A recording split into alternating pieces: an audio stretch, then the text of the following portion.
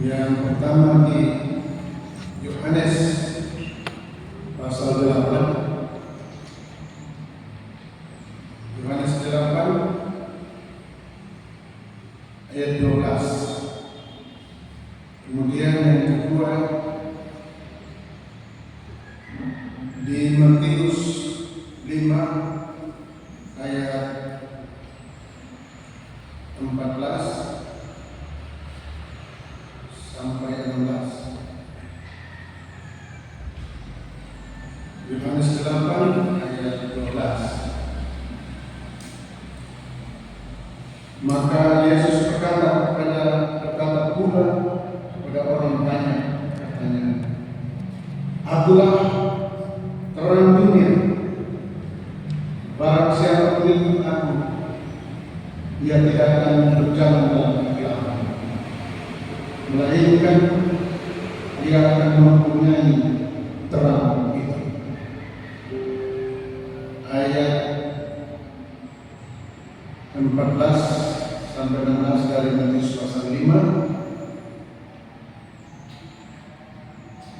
Kamu adalah terang dunia. Kota yang terletak di atas gunung tidak mungkin bersembunyi. Lagi pula orang tidak menyalakan pelita lalu meletakkannya di bawah kantong, melainkan di atas kaki dia, sehingga menerangi semua orang di dalam rumah itu. Demikianlah hendaknya terang bercahaya di depan orang, supaya mereka melihat perbuatanmu yang baik dan memuliakan Bapamu yang di surga. Demikian firman Tuhan. Kita menjadi firman-Mu pelita bagi kakiku dan terang bagi jalanku.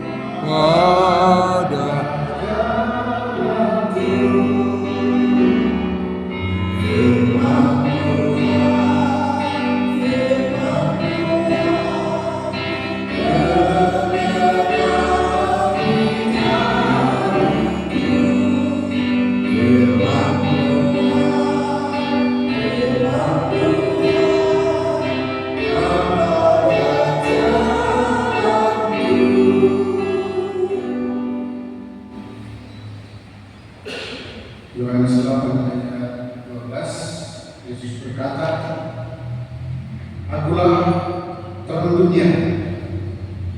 Barang siapa mengikut aku, ia tidak berjalan dalam kegelapan, melainkan ia akan mempunyai terang itu." Di sini jelas subjek daripada terang itu adalah Yesus sendiri. Jadi bukan manusia. Manusia di sini hanya memperoleh terang. Karena itu Yesus katakan bahwa terang yang diperoleh dari Yesus itu dan dimiliki oleh manusia, itu diperoleh dalam manusia itu mengikutnya, menjadi pengikut. Dalam kata lainnya menjadi murid. Murid mendengarkan pengajaran, tapi sekaligus menyadari apa yang dilakukan Yesus. Jadi sekali lagi tekanan di sini adalah subjek dari terang itu adalah Yesus sendiri. Dan manusia hanya memperoleh. Itu kemudian ditegaskan lagi oleh Tuhan Yesus dalam khotbahnya di bukit dalam Matius pasal 5 14 sampai 16. Jadi bahwa manusia beroleh terang hanya dari Yesus itu sangat dijelaskan tegas. Kamu adalah garam dunia, kamu adalah terang dunia. Itu jelas. Subjek bergeser, tapi bukan subjek itu sendiri yang menjadi penting, tapi siapa yang subjek utama dan subjek kedua. Dari Yesus kemudian sekarang murid-murid termasuk saudara dan saya. Sekarang ini kamu adalah terang dunia. Kota yang terletak di atas gunung tidak mungkin tersembunyi. Lagi orang tidak menyalakan berita dalam meletakkan yang dibawakan, melainkan di atas kemudian sehingga menerangi semua orang di dalam rumah itu. Demikian hendaknya terangmu bercahaya di depan orang, supaya mereka melihat perbuatanmu yang baik akan memuliakan Bapa yang di surga. Ada peralihan fungsi pada kalimat terakhir. Terangmu itu kemudian menjadi perbuatanmu yang baik. Jadi etos itu, kalau orang di pelayan itu namanya apa itu, kode etik atau integritas. Terus saudara, sumber terang itu cuma dari Tuhan Yesus. Artinya kalau tidak ada itu, orang jadi gelap semua. Sekarang harus terang itu saya sudah alihkan ke kamu. Ada yang bilang yang mengikut aku, dia akan menerima terang. Jadi kita semua sebenarnya sudah menerima terang. Mereka yang mengikut Yesus. Dan pernah lihat di jalan-jalan itu, di pinggir-pinggir jalan, ada patok-patok yang dipatok dan ditanam oleh polisi lalu lintas. Di situ ada apa namanya, fosfor yang kalau kena sinar cahaya lampu mobil malam-malam dia menyala seperti menyala. Tapi kalau tidak kena sinar itu dia tetap gelap. Saya melihat seperti itu kayaknya. Kalau sumber terang itu tidak menyinari manusia, maka manusia itu akan menjadi gelap.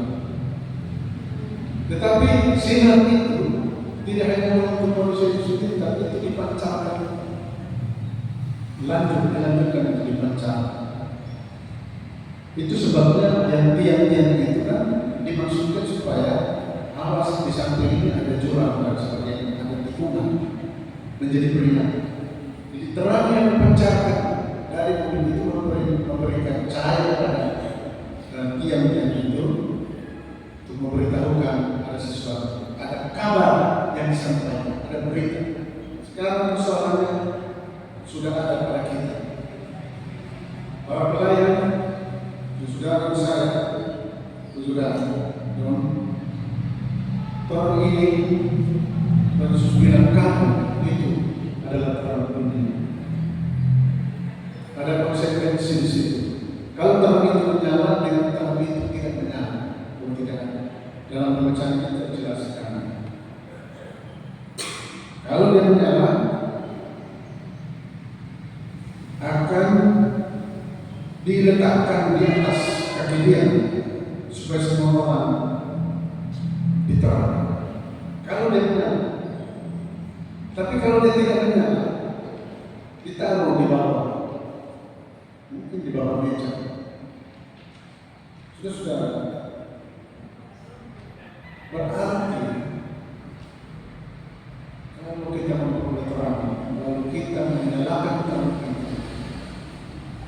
dan melihatnya, itu kan dihargai kalau di atas kejadian sesuai fungsinya, karena dia berfungsi tahu sih. Kalau dia tidak menyala atau dalam hidup dan kemudian mati, disebut tidak akan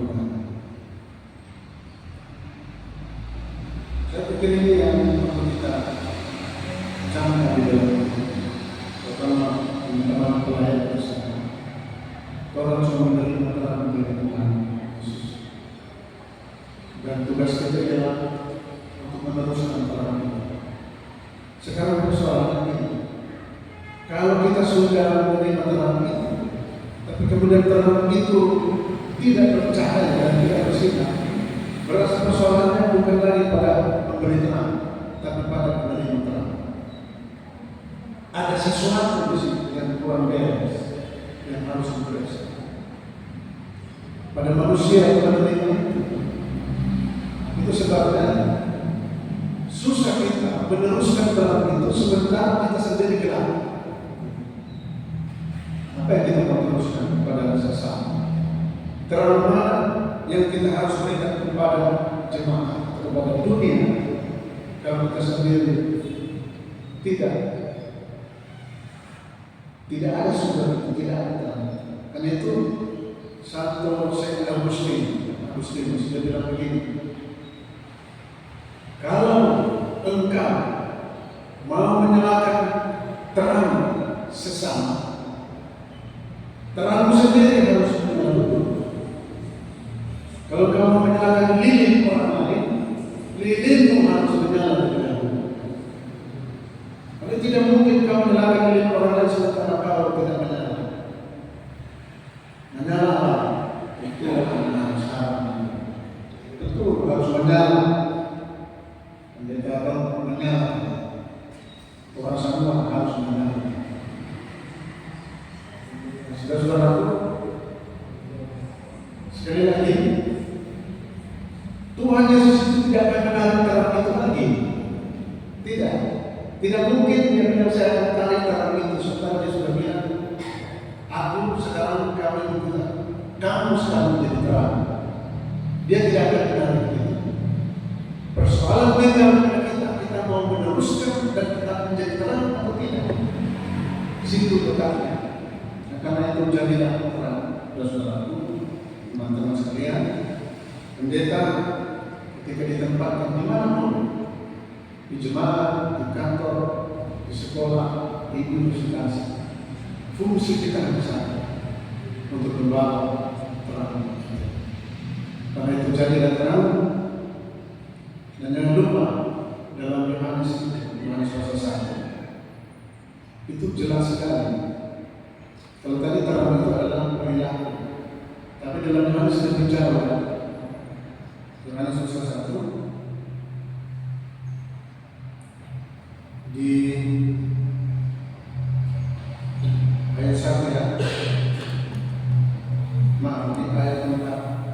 Dalam dia ada hidup, dan hidup itu adalah terang manusia. Terang itu bercahaya di dalam kegelapan, dan kegelapan itu tidak menguasai. Jadi ternyata itu terang itu adalah hidup itu sendiri. Jadi hidup itu harus bercahaya terus-menerus. Hidup itu harus menyala di pola hidup. Karena memang kita sudah punya. Kiranya beberapa pesan ini menjadi tuntunan untuk kita. Dan tentu tuntunan Pendeta Romino sudah sendiri tahu apa yang terjadi dengan terang pada terang. Nah, itu pertahankan terus terang.